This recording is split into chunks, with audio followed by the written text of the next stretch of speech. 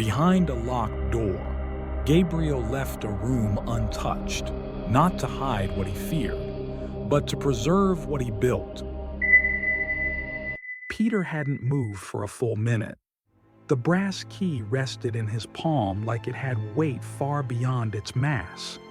His fingers curled around it slowly, like he was still deciding whether to hold it or throw it away.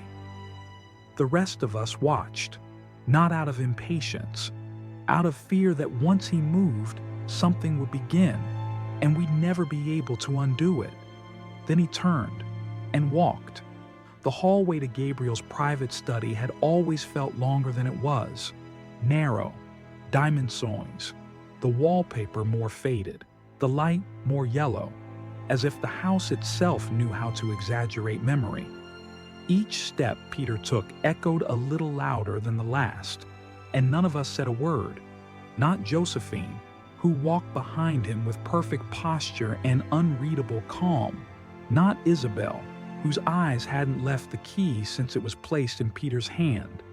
Not me, because I wasn't sure whose side I was on anymore. The door was just wood, no markings, no lock anymore, just the space it had held. Peter paused, slid the key into the old brass slot. It clicked, softly. He didn't hesitate. The door opened with a sound more like a breath than a creak. The room wasn't dusty. That was the first surprise. Gabriel had died weeks ago. The study had been locked, but the room was clean, maintained, expected. The second surprise was the temperature, cooler than the rest of the house, almost like someone had lowered it deliberately to preserve something. Peter stepped inside, then Josephine, then me. Isabelle stood at the threshold longer than I expected. Then she stepped through, and something in the air changed. The furniture was sparse.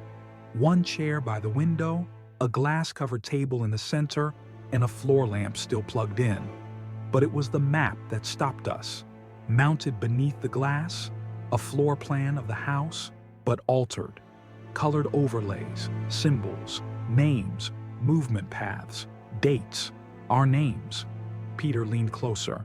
His breath fogged the glass. "These aren't architectural," he whispered. "They're behavioral." I looked closer. He was right. Each name was attached to a set of markers, colors, arrows, timestamps. Mine linked to the east hallway, the library, the cellar. Josephine's web was larger, tighter, more predictive, almost like she had already walked these paths before they'd been charted. Or worse, they were charted because of her. Peter stepped back. "This is a model," he said. "Not just a study, a simulation." Isabelle, who had been silent until now, moved toward the edge of the table. "He watched us," she said. Josephine nodded once, calm. "He built us," she said. "And now we're standing inside his mirror." I looked at her. She wasn't gloating. She was mourning. And that scared me more than anything, because it meant that even she hadn't known what this room truly was. Until it opened and welcomed her back. Peter moved slowly around the table, tracing the perimeter like a man mapping the edge of a cliff. Isabelle stood across from him, arms crossed tightly, eyes locked on the map beneath the glass. I stayed slightly back, not because I was afraid, but because I knew this wasn't made to be studied. It was made to steer us. Gabriel hadn't built this room for inheritance. He built it to test reactions, to measure deviation. And now we were reading his experiment log from the inside. Peter stopped, pointing to a cluster of red annotations. "Each person has a color," he muttered. "Blue, diplomatic behavior; yellow, conflict response; red, instability potential." He looked at Josephine. "She has all three." Josephine didn't flinch. "I was the baseline," she said softly. Peter turned toward me. "Do you see it?" he said, voice rising. We're being measured against her." Isabelle snapped, "No one agreed to be part of a behavioral model." Josephine answered without hesitation, "Neither did I." I leaned closer to the bottom right corner of the table. There was a segment that had been scratched out, partially erased, but not completely. I wiped the remaining dust from the glass with my sleeve. Beneath it, faint red handwriting emerged. Loop stability, incomplete. Subject anomaly, J Model B replaced. Peter read it with me. We looked at each other. "Model B?" I asked quietly. Josephine said nothing. Then, after a pause, she offered a truth we weren't ready for. I wasn't the first. The room felt colder now. Not physically, emotionally. Like the air had taken a step back to let something heavier settle in. Peter stared at the red handwriting for a long time. Then he whispered, more to himself than to us, "Model B was a person." Josephine didn't respond, which said more than if she had. Isabelle moved toward a cabinet in the corner, the only piece of furniture not covered in dust. She opened it slowly. Inside were rows of labeled folders, most of them yellowed and brittle. Peter joined her. Together they scanned the files, not looking for names, looking for absence. It was Josephine who finally spoke again, her voice flat. "Look for gaps." Gabriel never deleted mistakes. He buried them between the successful ones, and she was right. Near the end of one row, they found a folder labeled Subject 4A. Next to it was Subject 6C, but no 5B, no Model B. Isabelle pulled the folders apart and noticed something unusual. A slight resistance. There was something wedged between them, glued into the lining of the cabinet wall. Peter carefully peeled it free. A thin blue-gray file. No label on the tab. Just a paper clip, and a single word written in fountain pen ink across the front. Discontinued. He opened it. 3 pages. A photograph. And a single medical note. Yellowed but intact. The photo was black and white. A girl, maybe 12. Dark hair, round face, sitting on a bench in front of the West greenhouse. She looked like Josephine, but not exactly. Softer, more uncertain. Her eyes were blurred, not by time, but intentionally. Someone had rubbed them out. Peter read the note aloud. Subject 5, B. Initial response. Elevated empathy index. Projected instability. Test terminated. Behavioral loop absorbed into successor subject. He stopped at the last line. Name withheld. No one spoke. Josephine stepped forward and looked at the photo for a long time. Then she said, "He used her to build me. Everything I became started when she ended." And I couldn't stop wondering, if Josephine had absorbed someone else's behavior, then how much of what we thought was her was actually someone else? Josephine didn't speak for a long time. She just stood there, staring at the photo of the girl with the blurred-out eyes. Her posture didn't change. Her breathing didn't shift. She was perfectly still, and that terrified me more than if she had screamed. Peter finally broke the silence. "Did you know?" Josephine blinked, once. "Not like this," she said.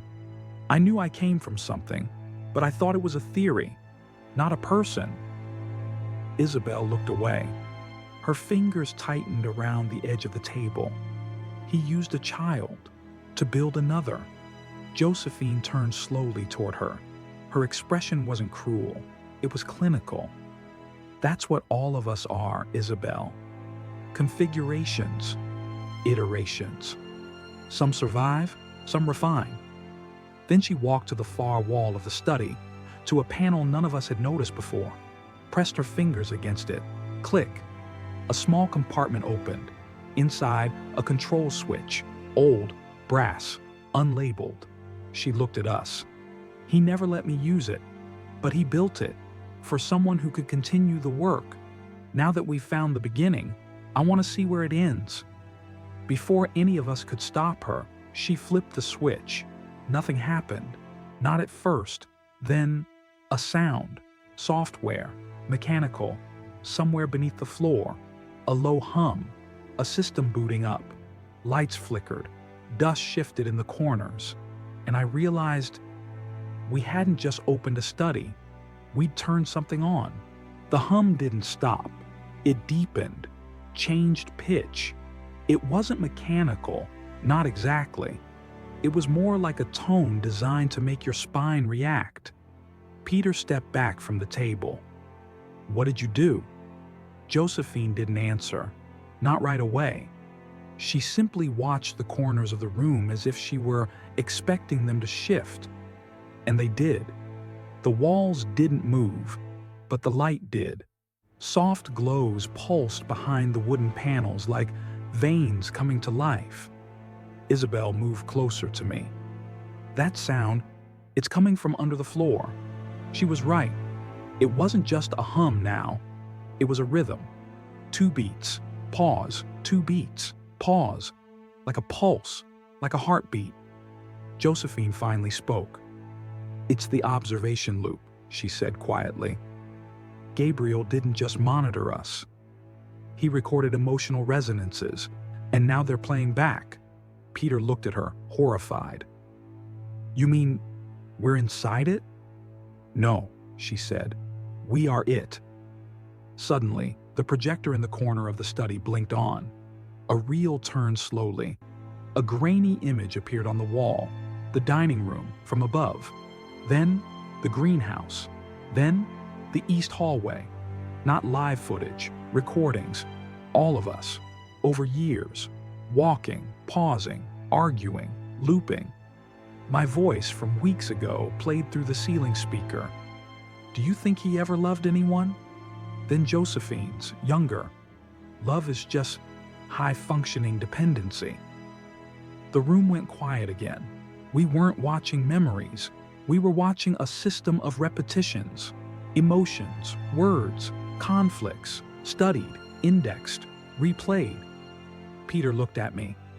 "If this is what's playing back, what was the original purpose?" I didn't have an answer, but Josephine did. She walked to the middle of the room, placed her palm flat on the table, and said, "Stability." Gabriel didn't want to preserve the house. He wanted to preserve us. Peter moved first. He walked to the projector and yanked the plug. The image flickered, then died. The humming stopped. Silence dropped like a curtain. Everyone exhaled. And for a moment, I thought it might be over. Then from the wall, speakers, a voice. Peter's voice. "Turn it off. Please just turn it off." But it wasn't now. It was from before, from the library, 3 days ago. Peter's hand dropped from the cord like it had been burned.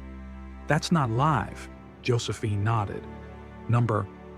It's the loop reasserting itself." The projector blinked back on, without power. The footage resumed. Only this time, it wasn't grainy. It was clearer, brighter, more focused on us. The room had registered interruption, and it was adapting. Josephine didn't look surprised. She looked satisfied. Isabelle whispered, "This isn't just memory. It's defense." I stepped toward the center of the room, hands raised slightly. "Okay, stop. If it's a loop, fine. But why now? Why is it active now?" Josephine turned toward me. "Because we touched something we weren't supposed to." She looked at the table again. The center panel now showed a new name. Not Josephine, not any of us. Just one word, anomaly. Peter's voice again, overhead. "What is this place?" My voice followed. "It's not a home. It's a reflection. And it only reflects what it thinks you're ready to see." Josephine stepped away from the table. Her voice softened. I think it's trying to predict what happens when it breaks." That's when the light flickered again. harder, brighter, and the floor under our feet shifted, not violently, but just enough to let us know. The house was moving, not physically, algorithmically, and we were the variables. The room was breathing, not literally, but rhythmically. The lights pulsed, the hum deepened, and the projector no longer showed recordings. It showed simulations. Peter was arguing with no one, his past self, his future self. It didn't matter.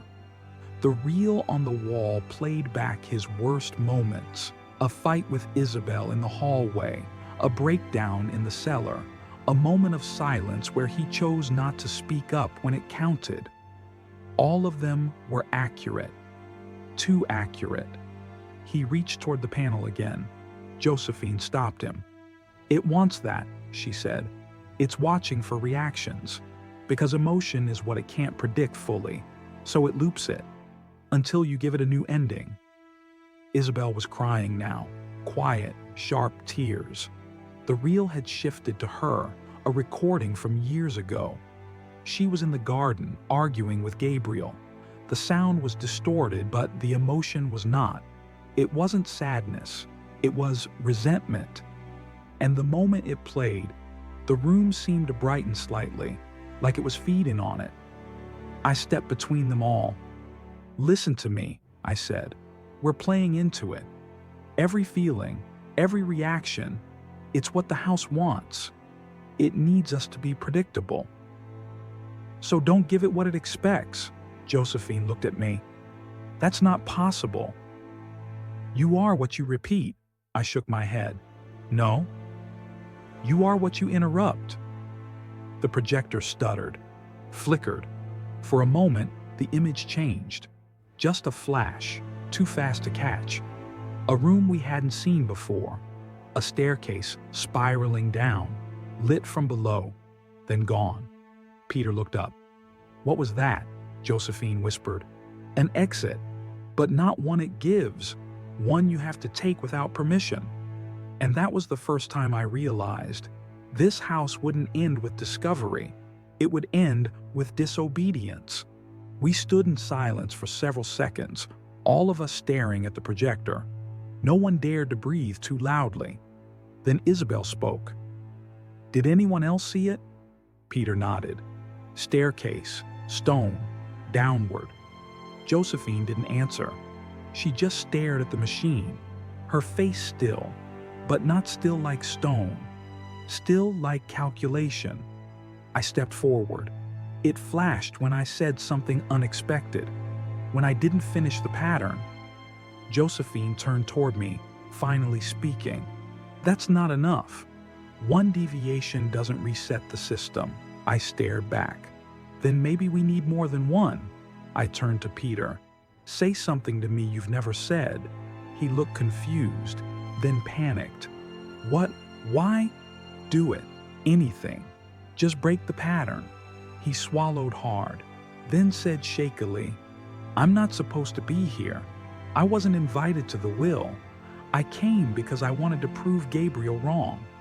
Silence. The projector flickered again. I turned to Isabelle.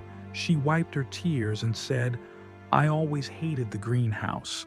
Not because it reminded me of her, because it reminded me of me." The light shifted in the corners of the room. The hum dropped in pitch. The pattern was breaking. Then I looked at Josephine. "Your turn." She didn't blink, didn't move. "I have no patterns to break," she said. "I was designed to be the pattern." Peter stepped toward her. "Then you're the only one holding us here." She looked at him, long, cold, unreadable. Then slowly, she turned her head toward the projector.